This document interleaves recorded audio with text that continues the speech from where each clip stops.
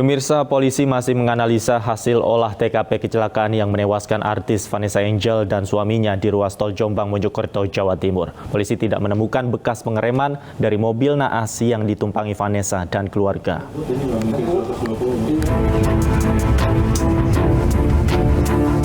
Polisi masih menganalisa hasil olah tempat kejadian perkara terkait kecelakaan tunggal yang menewaskan artis Vanessa Angel dan suaminya Febri Andriansyah. Dari pemeriksaan sementara, polisi tidak menemukan bekas pengereman dari mobil SUV yang ditumpangi keluarga Vanessa.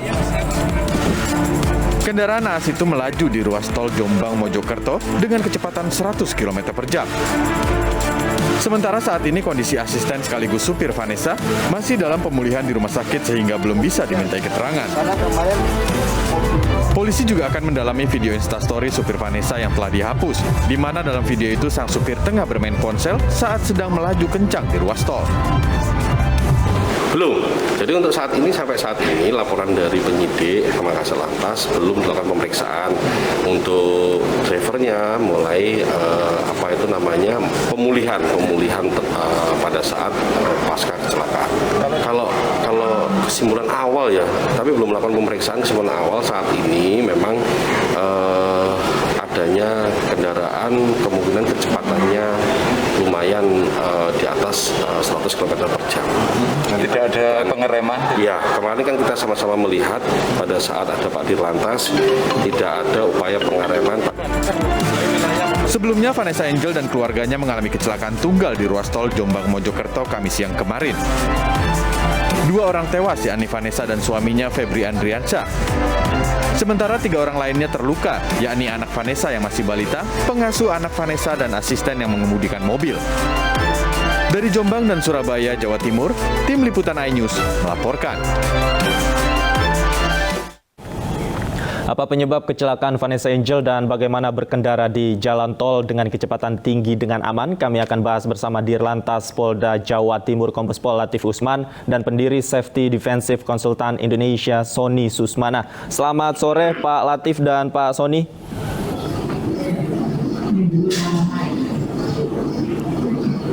Pak Sony, Anda bisa dengar suara saya? Baik. Saya ingin ke Pak Latif terlebih dahulu, Pak. Dari hasil olah TKP kemarin, fakta apa saja yang didapatkan oleh petugas, Pak? Iya, dari hasil, selamat sore untuk pemirsa sekalian. Dari kami sampaikan dari hasil pemeriksaan olah TKP kemarin, dari hari pertama kemarin dan tadi juga dilakukan olah TKP ulang. Kita mencari bukti-bukti petunjuk lagi. Memang tidak ada bekas awal sebelum terjadi benturan itu tidak ada bekas pengereman.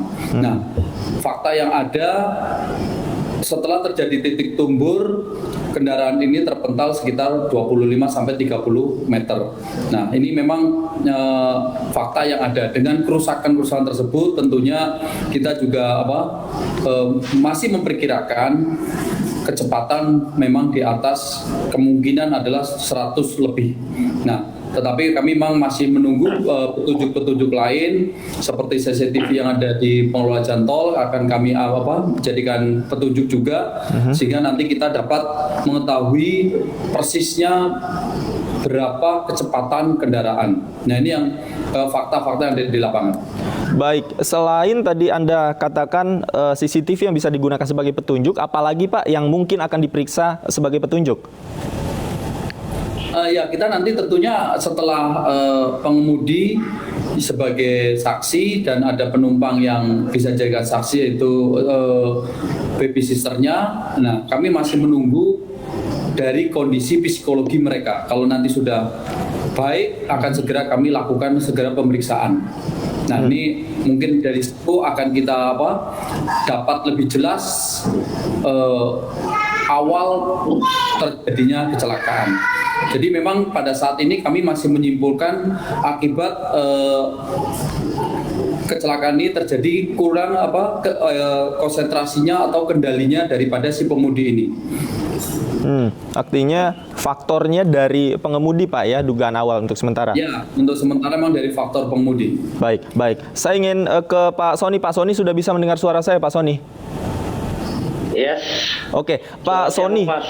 Baik, Pak Sony, jika dilihat dari kasus ini, di mana tadi Pak Latif juga mengatakan kecepatan diduga di atas 100 km per jam. Sebenarnya faktor-faktor apa saja yang harus diperhatikan jika ingin berkendara dalam jarak jauh seperti ini? Iya, terima kasih. Sebelumnya saya mengucapkan dulu duka cita yang dalam buat korban dan keluarga yang ditinggalkan ya.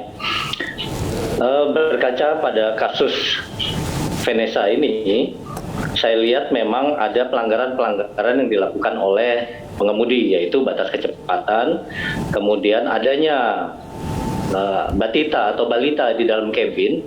Harusnya kecepatan yang ideal adalah 60 sampai dengan 80 km per jam. Sehingga ketika kecepatannya tadi disampaikan di atas 100 km per jam, artinya pengemudi ini sudah melanggar. Selain itu, apa lagi Pak yang menjadi perhatian yang harus diperhatikan oleh para pengemudi? Ya, kalau kita mengacu kepada jalan tol, itu biasanya keluar kota. Kalau keluar kota ini kan long trip, perjalanan yang panjang. Nah, yang harus diperhatikan dari seorang pengemudi adalah tidur yang cukup. Karena tanpa tidur yang cukup, istirahat yang cukup, akan mengakibatkan ngantuk atau bahkan agresif. Banyak sekali pengemudi yang relatif masih muda, ketika dia ngantuk, yang dilakukan adalah menambah kecepatan kendaraan dengan asumsi ketika kecepatannya lebih tinggi, adrenalinnya naik, kemudian dia lebih fokus berkendara. Nah, itu asumsi atau pemahaman yang salah dari beberapa pengemudi yang ada. Dari ngantuk ini akan menjadi sebuah overthinking terhadap pikirannya si pengemudi, sehingga banyak sekali kesimpang siuran yang akan dilakukan dan sebagainya, sehingga dekat dengan kecelakaan. Oke, baik. Saya kembali ke Pak Latif. Pak Latif, tadi dikatakan bahwa dugaan awal sebenarnya sang sopir ini mengantuk. Indikasi apa saja yang ditemukan saat itu sehingga mengarah ke dugaan awal sopir mengantuk, Pak? Jadi dari awal memang kami ini hilangnya konsentrasi pengemudi. Jadi kita memang kesimpulannya demikian. Ini nanti akan kita dalami karena ada petunjuk-petunjuk lain, ada informasi-informasi yang akan kita gali sedemikian rupa, dan nanti pada akhirnya kita akan menyimpulkan kondisi ini apa mengantuk atau ada hal lain yang menyebabkan hilangnya konsentrasi pengemudi. Nah, ini akan kita gali lebih dalam.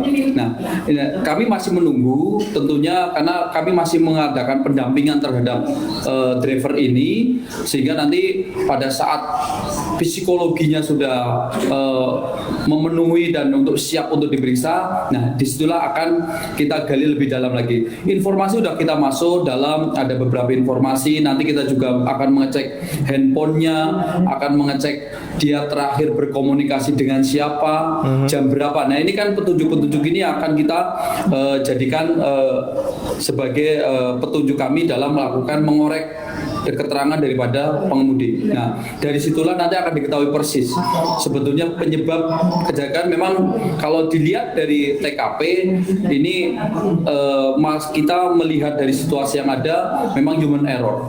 Tapi human error yang bagaimana yang akan kita dalami. Kenapa sampai terjadi hilang konsentrasi pengemudi dalam mengendalikan kendaraan. Apalagi dengan kecepatan yang memang kalau dilihat dari TKP cukup tinggi, yaitu di atas 100 km per jam. Inilah sebetulnya memang perlu kami sampaikan di sini bahwa kejadian kecelakaan khususnya di jalan tol di wilayah Jawa Timur, khususnya anatomi yang sudah kami analisa kumpulkan, adalah penyebab utamanya adalah konsentrasi, yaitu mengantuk para pengemudi ini. Yang kedua adalah pecah ban. Yang mengakibatkan fatalitas korban adalah kecepatan. Nah, makanya ini mungkin ya, ini tapi kita tetap berharap bahwa kita tetap harus berhati-hati. Kalau kecepatannya di bawah sesuai ketentuan, mungkin sampai tidak menjadi fatalitas korban sampai meninggal dunia. Nah, ini memang kalau kecepatan berakibat kepada fatalitasnya. Tapi memang penyebabnya adalah human error dan kondisi daripada kendaraan tersebut. Yang sering terjadi adalah masalah pecah ban. Ini yang terjadi di wilayah tol Jawa Timur. Baik, gitu, baik. Mas. Baik, kecepatan bisa berdampak pada fatalitas. Baik Pak Latif, jika tadi Anda katakan kecepatan menjadi faktor yang utama yang menyebabkan kecelakaan ini terjadi, bagaimana dari sisi teknis kendaraan yang digunakan? Apakah sudah diselidiki terkait fitur-fitur yang ada di kendaraan tersebut, Pak? Ya, kami untuk kendaraan, kami sedang melakukan uji layak dari teknis kendaraan. Kita melibatkan dari ATPM, dari Dinas Perhubungan Provinsi untuk mengecek kondisi daripada kendaraan tersebut. Nah, memang secara kasat mata memang dilihat kendaraan tersebut banyak pun masih sesuai, masih standar. Nah, ini untuk sementara, tapi nanti secara itu akan dijelaskan oleh teknisi tersendiri. Tapi dilihat secara kasat mata memang kondisi kendaraan cukup layak. Dalam artian memang kondisinya cukup baik. Nah, tadi saya sampaikan bahwa penyebab kecelakaan adalah human error, bukan kecepatan. Kalau kecepatan itu yang mengakibatkan fatalitasnya, Mas ya. Jadi boleh sampaikan ini. Nah, kami memang sudah menggali beberapa kepada pengemudi, tapi kita belum ada pemeriksaan, hanya berbincang-bincang kami dari hati ke hati untuk menenangkan jiwa psikologinya mereka. Perjalanannya dari jam berapa sudah kami ketahui, bergantian di mana. Jadi berangkat, kalau perlu sampaikan mungkin di sini, mereka berangkat dari Jakarta itu jam 5 pagi dan sempat berganti pengemudi yaitu di sekitar kilometer 80. Setelah yaitu si Mas Bibi itu yang mengemudi, setelah itu di kilometer 400 si Mas Jody ini menggantikan. Nah, ada beberapa tempat berhenti yaitu sekitar di daerah Boyolali, yaitu ya tidak istirahat tetapi hanya buang air kecil, melanjutkan perjalanan lagi. Nah, inilah yang perlu kita menjadi pembelajaran kita. Perjalanan dari Jakarta yang menempuh jarak sekitar 750 km tanpa istilahnya kurang istirahat yang cukup, karena dalam ketentuan aturan pun sudah sebetulnya ditentukan bahwa setiap 4 jam minimal 4 jam seseorang harus wajib, pengemudi itu wajib untuk istirahat untuk memulihkan staminanya.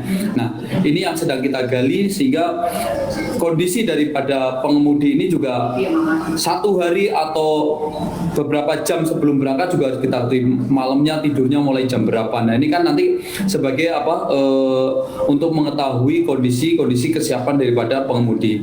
Nah, ini betul-betul dari pembelajaran kita bahwa tol memang merupakan jalur favorit pada saat ini para pengemudi, khususnya dari Jakarta menuju Semarang, menuju Surabaya. Ini harus diperhatikan betul, perencanaan yang matang, kesiapan dari fisik pengemudi dan kesiapan daripada kendaraan itu sendiri. Itu yang harus menjadi pembelajaran kita di sini. Baik. Saya ke Pak Sony. Pak Sony, jika dikatakan tadi menempuh jarak dari Jakarta itu 750 km, idealnya berapa kali beristirahat dan durasinya berapa lama, Pak Sony? Ya, kalau kita bicara dari sisi keselamatan ya, 750 itu perjalanan yang panjang itu bisa ditempuh dalam waktu mungkin 10-12 jam. Artinya kita mengemudi, tadi Pak Dir sudah sampaikan, maksimal 4 jam. Iya, disesuaikan lagi dengan kondisi fisik si pengemudinya.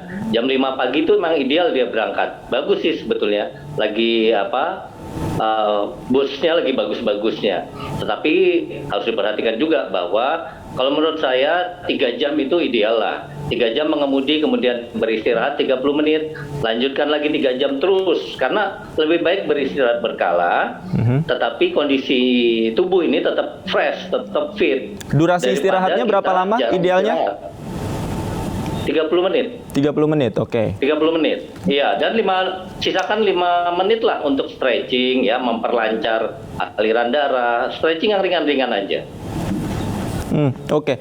Pak, jika kita lihat dalam kasus ini, mobil ini mengangkut 4-5 orang, apakah ada perbedaan kecepatan yang harus dilakukan atau yang harus ditempuh oleh sopir jika memang mengangkut penumpang yang cukup banyak? Ya gini, aturan lalu lintas kan kecepatan maksimalnya adalah 80 km per jam. Saran saya 100 km per jam itu hanya pada saat mendahului dan maksimal 30 detik lah.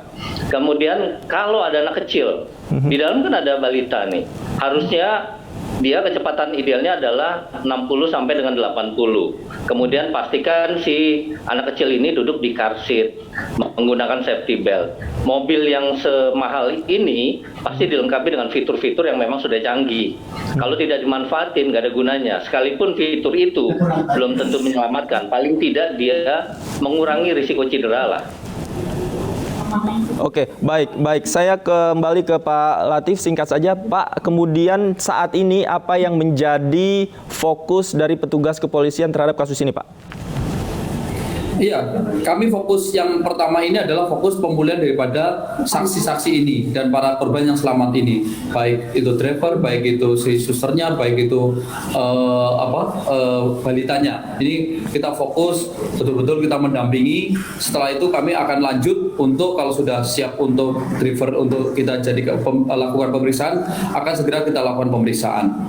Nah, ini yang sehingga kasus ini bisa segera terungkap, bisa segera clear sehingga masyarakat bisa mengetahui penyebab nanti yang saya inginkan setelah kita mengetahui penyebab utamanya, saya harapkan untuk menjadi pembelajaran kita. Jangan sampai ada kejadian ini hanya kita sudah sering memberikan himbauan kepada masyarakat, tetapi masyarakat tidak mau mengambil pelajaran daripada kasus ini. Ini tadi dari awal sudah saya sampaikan, permasalahannya ini, penyebabnya ini, yang mengakibatkan fatal ada kecepatan ini. Nah, itulah sebetulnya inti ingin kita mengadakan siaran ini, jangan hanya untuk melihat kasus ini saja, tapi menjadi pembelajaran buat kita. Ini yang kita harapkan betul. Ya, semoga informasi yang diberikan nanti bisa menjadi evaluasi bersama, khususnya pembelajaran tadi seperti yang diharapkan Pak Latif. Terima kasih Pak Latif. Tentunya kita nantikan terus perkembangan kasus ini. Pak Sony juga terima kasih atas informasinya sudah bergabung bersama kami di iNews Sore. Selamat sore Bapak-bapak.